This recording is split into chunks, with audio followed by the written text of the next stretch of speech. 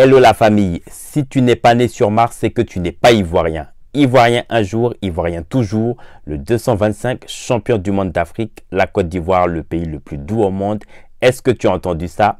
Asseyez-vous tranquillement dans votre fauteuil. La Côte d'Ivoire va bientôt avoir son centre ultra moderne sportif qui sera situé du côté de Bingerville, qui sera financé par la FIFA. À l'intérieur de ce centre ultra moderne, il y aura donc une salle de sport de 400 mètres, un hébergement de 30 chambres, une salle de sport, une piscine, un aire de jeu, un embarquement et une salle justement de restauration. On va suivre ensemble donc cette vidéo et on vous revient tout de suite. Grand succès sur et en dehors du terrain au cours de ces 12 derniers mois. Aujourd'hui, c'est un immense honneur et une grande joie de m'adresser à vous pour célébrer un moment historique, la pose de la première pierre de la rénovation du Centre technique national de la Fédération ivoirienne de football. Notre fierté d'accompagner ce projet qui témoigne de notre engagement constant à soutenir la construction d'infrastructures modernes qui sont indispensables pour professionnaliser le football et pour former une nouvelle génération de talents. Je souhaite féliciter chaleureusement la Fédération ivoirienne de football pour sa vision et son leadership qui est exemplaire.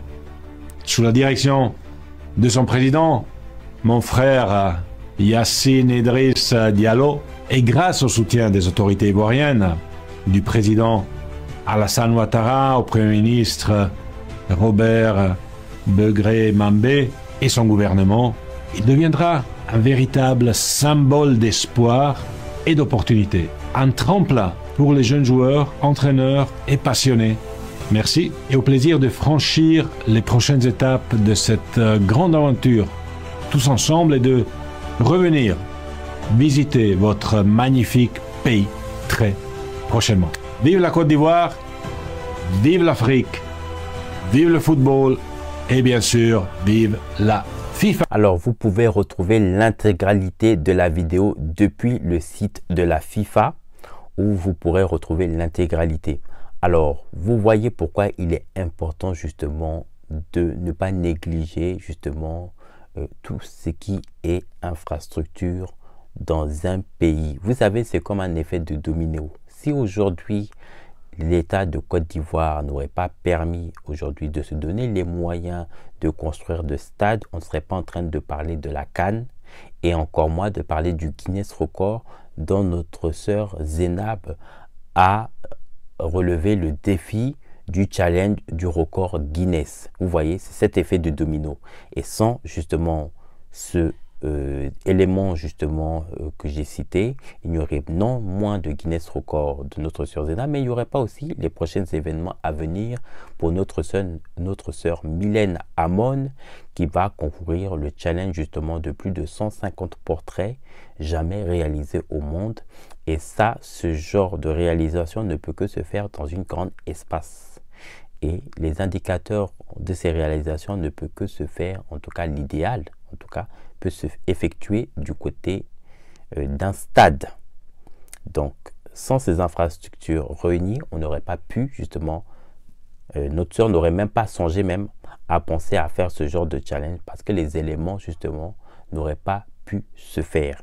Donc, il est important justement qu'un État puisse se donner les moyens justement à ce que les athlètes puissent concourir, en tout cas à toutes les dispositions possibles, à tous les challenges qui peuvent se faire dans son pays au lieu d'aller ailleurs. Et ça, je profite dans cette vidéo vraiment pour remercier le chef de l'État, son Excellence le président Alassane Ouattara, ainsi que son équipe qui a permis justement aux athlètes et aux futurs champions de demain de concourir justement aux grandes compétitions internationales sans forcément passer par des camps d'entraînement à l'extérieur.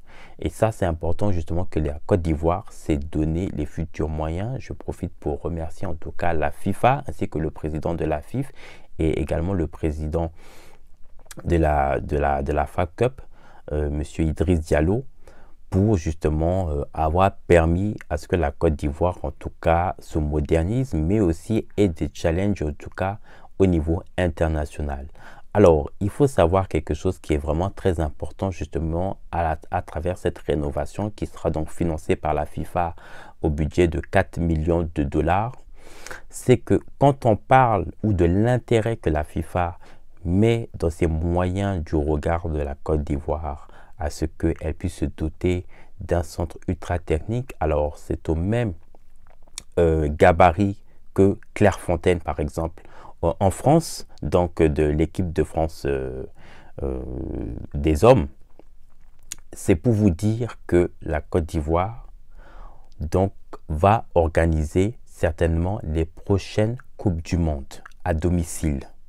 Oui, je le dis parce que justement nous avons les éléments aujourd'hui qui peuvent permettre à une grande nation à ce niveau d'effectuer ces compétitions, parce que forcément quand on parle justement d'un grand salle justement grande salle oui de centre du moins d'entraînement sportif, avec tout ce que ça concourt à l'intérieur, l'espace que ça va contenir, l'espace de chambre justement pour les athlètes, l'hébergement, il y a une restauration qui est compris, il y a aussi justement un espace de jeu, il y a une piscine.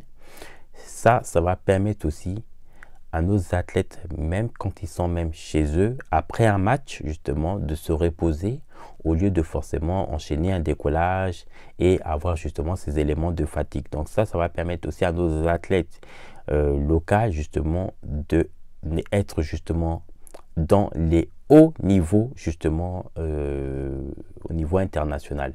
N'oubliez pas de vous abonner, liker et laisser un commentaire en bas de la vidéo. À très vite.